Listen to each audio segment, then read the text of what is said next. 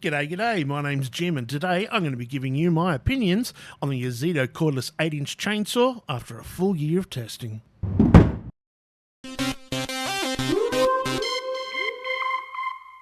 Okay, so the first thing I need to tell you is that I paid for this out of my own money and nobody knows who the hell I am, not even my own mother. That's probably why I'm still waiting on a birthday card after 3 weeks. Sad face. The Ozito PXC SS-018 cordless chainsaw is for sale at Bunnings for $1.99 with a battery and charger or $1.29 without. She comes with a 250mm 8-inch bar and chain, and Bunnings have this to say about it. The Ozito 18-volt cordless chainsaw is ideal for trimming branches, felling trees for up to 200mm, 8-inch in diameter, cutting small logs and sawing small timber. Safety features include automatic chain brake, like every fucking chainsaw ever since like 1960, and metal bucking spikes. Bucking spikes? So where the hell did bucking spikes come from? I've only ever known them as dogs. If you have some inclination, type it down in the comments. This is my favourite bit. Automatic chain oiling keeps both the bar and chain lubricated. In fact, what it actually does is it keeps the whole fucking saw lubricated, including the battery. Check this out. So, like, this is nowhere near the only saw I've ever had that fucking leaks shit all over the place. However, it's a disgusting pain in the ass because shit and dirt and dust and everything else just fucking sticks all over the bloody saw. And it's fucking horrible, greasy kind of a thing. So unless you like your battery filled with oil, or you like a nice puddle on your bench or floor, I suggest you put this in a cardboard box and take the battery out before storing it. Now, the weight when actually using this saw is around 3.5 kilos with a 4 amp battery. 3.5 kilos is not too bad if you consider the weight of a petrol chainsaw. Now, the noise level at 0.5 metre away, which is approximately where your head's going to be when you're actually using this thing, it sits at 100 dB. Now, compared to the AEG, that's 104 dB. The no-load run speed on the Ozito sits at just under 7,500 revolutions per minute, while the AEG sits on 4,500 RPM.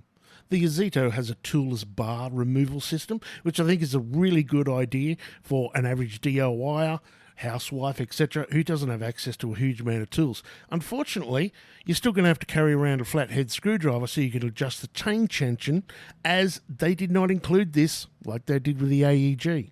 Now, the build quality is, of course, rather low. Look, for $120, I can excuse the fact that it looks like it was designed by a 12-year-old Asian boy on an Etch-a-Sketch. Look, Ma, not a single circle to be found. I can even excuse the fact that it feels like it's made out of Lego blocks. But seriously, when you can't be asked putting 30 seconds or 2 cents to improve the usability of an item, that's where I shout out shenanigans. This is the chain tensioning bolt. It's only secured on one side. And look at the spring. They can't even be bothered putting a decent one in there. This thing is softer than my dick after accidentally catching a soundbite from The View. Calm down. I'm not saying those women are unattractive. I'm just saying I'd prefer to chew my own arm off so I didn't accidentally wake one up if I found myself laying next to one after a night on the piss. Besides that, the saw does feel okay to hold. It feels pretty strong, and well, it is strong because it's still alive. And I've beaten it and bashed it and put it away wet where it happily sits in a box dripping oil until the next time I want to use it again. Okay, so like a gentlemanly pub fight, I think we better take this outside, mate.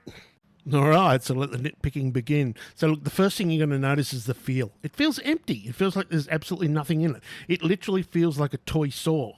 And not like the AEG feels like a toy saw. That sort of feels like a real cool saw. This feels like a kind of saw that stays in a big wicker basket in the doctor's office somewhere in a children's hospital. You know, it's not real good. Anyway, the next thing you'll notice is the sound. It sounds awful, and I'm not talking about an electric motor sound awful. I'm talking about there's a vibration that comes off this saw, and I reckon it's caused by the teeth bouncing off the wood, because there is no weight on the front of the saw at all. The front of the saw is as light as a feather. All the weight is behind that front handle. Next thing you'll notice is the smell of oil.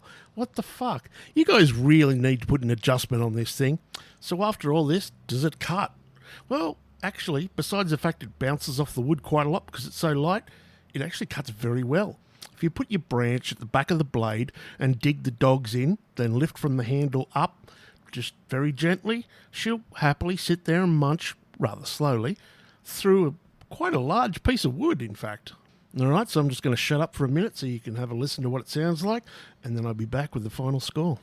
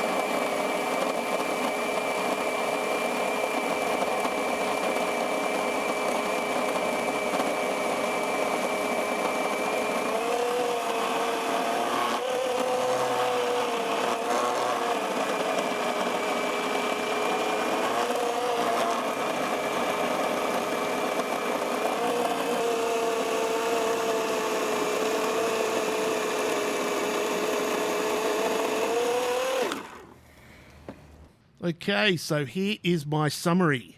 It's ugly, it smells, it leaks, it feels terrible, it smells terrible. Okay, so now for the good bits. It works, it's cheap as fuck, and allegedly you can buy parts for it. There you go. So, would I recommend this? You guys all going to guess? Yes, I would recommend it. I'd recommend it to a niche audience. In my opinion, this definitely fills a need in the market. This would be probably perfect for somebody on a really strict budget, somebody who's retired, a weekend warrior, a single mum, somebody that would normally get out there with a big pair of pruners and start cutting shit up, but the stuff has just gotten too big now. So you went out there with a handsaw and tried to do it? Yeah, it's a bloody joke, that is, isn't it? I even thought of going out there with a tomahawk, maybe. Consider an electric saw? Oh, fuck no, don't use one of those things. Oh my God, they even scare the shit out of me. If you fit into any of those categories, then I reckon this chainsaw would sit happily in your garden shed, slowly leak oil, right? And you could pull it out a couple of dozen times a year and fend off nature trying to take over your place. If you want to do a couple of ton of firewood for winter, this is definitely not for you.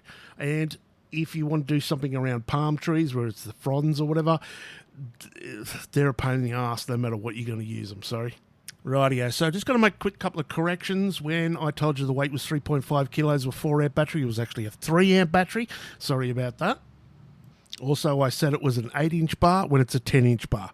Hey, that 2 inches makes a hell of a lot of difference. You ask any man.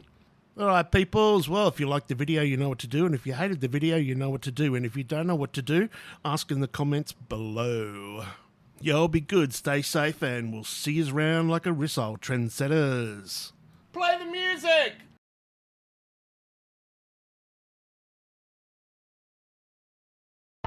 Take a look.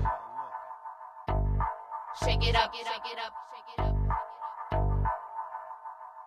Take a look.